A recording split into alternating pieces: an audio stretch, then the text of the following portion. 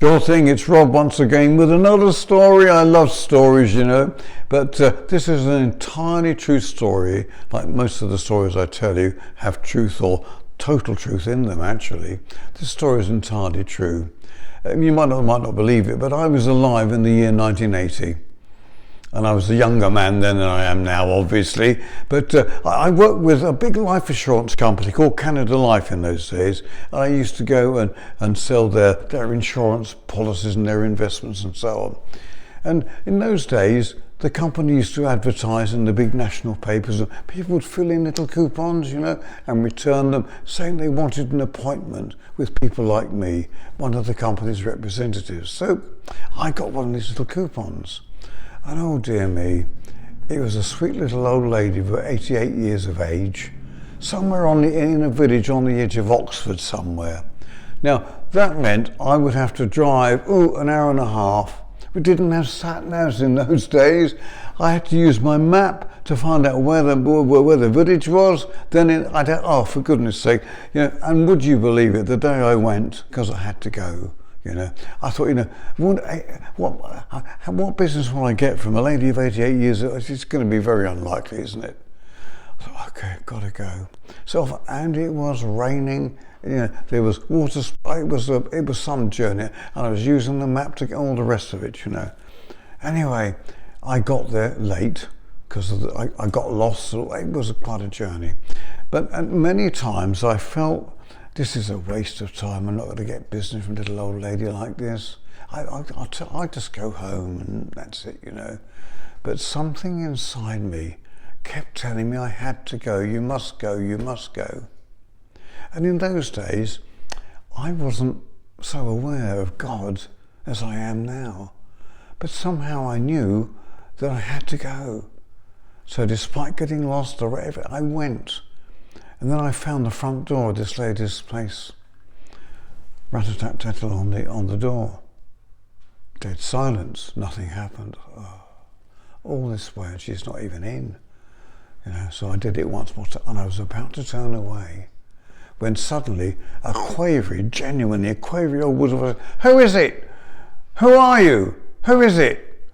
So, So I said, well, I told her my name, and then the chain at the door rattled as she opened the door, you know. And she looked at me, and she decided it looked okay, so she opened the door and I walked in. As soon as I walked in, I noticed something. She was in a terrible state, this woman.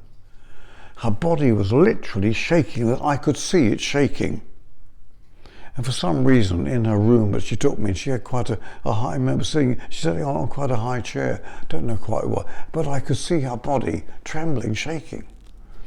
And after a little hello and who I am, I said, well, can I ask you, I mean, yes, she said, the priest has just been, meaning her Catholic priest, actually. And then she broke into tears. She said, he tells me I've got to go to purgatory. And she is in, because she obviously is near the end of her life, you could see she wasn't a well woman. So the fear of death was there. And her priest had been in to say, yeah, you've got to suffer purgatory. That's where you'll go when you die. And I did know my Bible reasonably well then. And I was pretty sure that wasn't true, that purgatory does not exist. Oh, you may be a Catholic friend, you might want to debate and discuss that with me sometime. But you know what? I can't find purgatory in the Bible. Can you? Come and show me where it is if you can.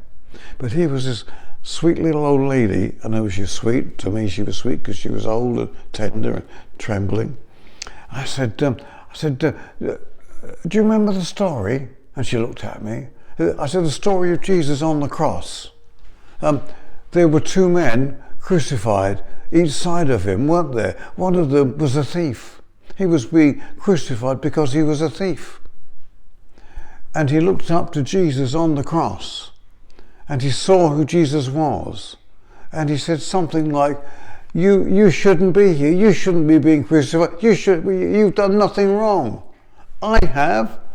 I've done things wrong. And he looked up, as it were, into the face, you might think, of Jesus, and saw the mercy and the love and the gracious forgiveness of God.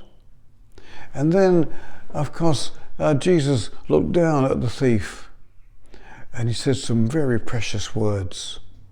I said to the old lady, still trembling, I said, do you know what the words were? And she knew her Bible as well. So we both said the words together.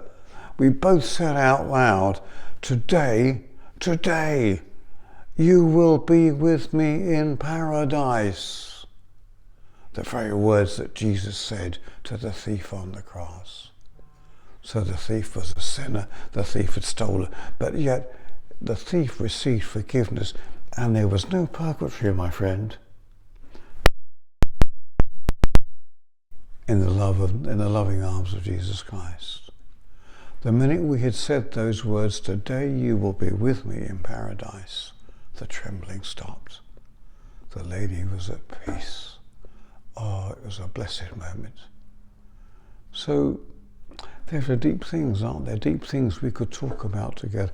Please have a one-to-one when we can talk about so many other deep things. Or come and join one of the group sessions that we might well be having soon, shortly. Or just go and watch some more of the videos. You can press the playlist on the thing and we can talk more together. But I'm so glad you've listened in to yet another story. Come again, won't you? Bye for now.